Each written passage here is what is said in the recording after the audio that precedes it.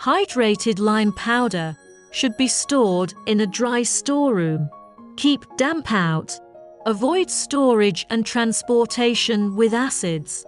Keep out the rain when transporting.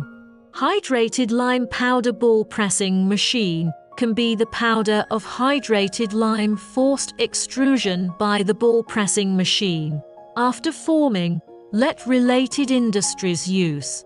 Hydrated lime powder ball pressing machine energy saving and environmental protection, easy to transport, improve the utilization rate of waste, with good economic and social benefits. After years of industrial use and improvement, it has obvious advantages, such as high pellet rate, small power consumption, compact structure, and easy maintenance and debugging.